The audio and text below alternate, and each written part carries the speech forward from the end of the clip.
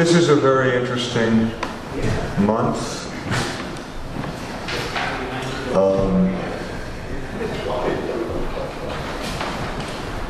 We had the 75th anniversary of D-Day.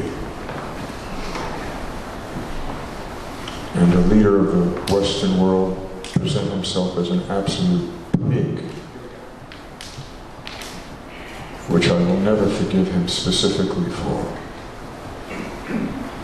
Empathetically, as a writer or romantic, I can time travel and put myself into a hypothesis, and I see myself in a landing craft getting seasick, not being able to see out the front because the landing front is so much higher, and the smell of diesel and the noise and the not knowing,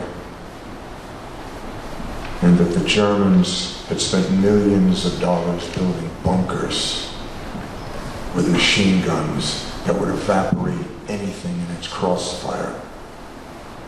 And you've got these young pups of 20 years old and so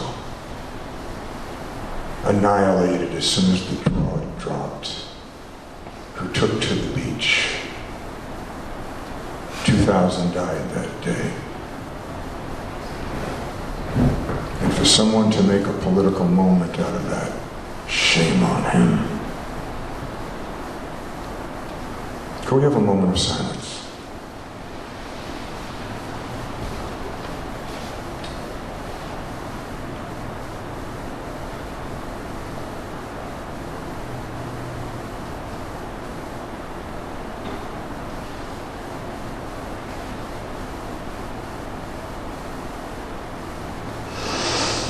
Thank you. My mother's brother was killed in the Second World War. Ma, it's not fair. Son, who says life's fair? He was 21.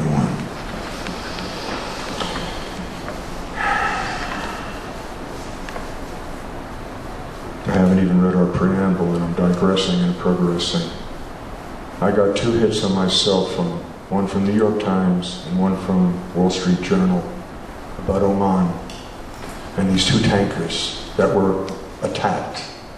And the crew had to abandon ship, and we were sending our fleet in. And I'm going, my God. I'm sitting in Shea Stadium at a ball game, and the tugboat is flashing up about Tonkin Bay. And that phony battle that then convinced Johnson to commit 250,000 of our babies to fight in Vietnam. I say bullshit to all of this. Don't let us go to war again. We killed 6 million people in Indochina for profits. 58,271 of our own babies, of which 33,000 were 20 years and younger. That's an obscenity. And they're going to do it again. Not on my watch.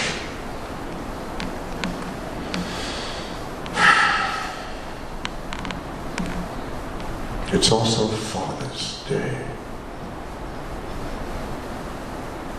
We're going to have fun tonight.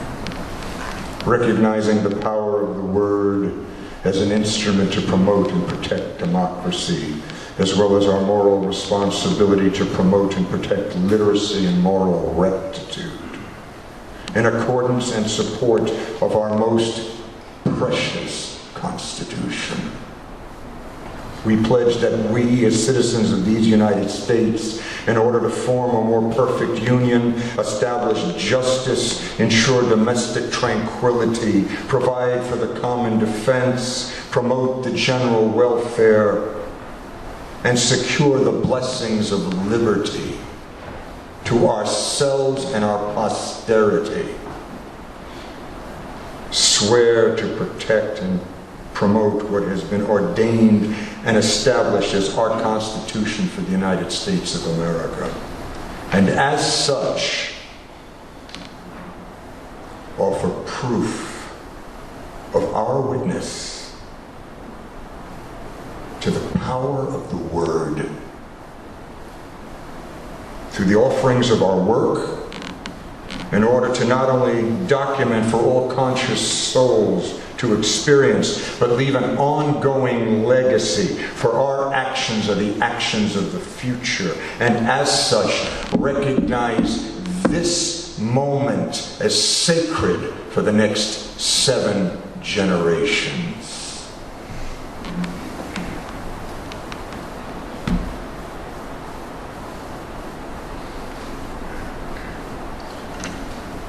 I just became witness to something that absolutely floored me.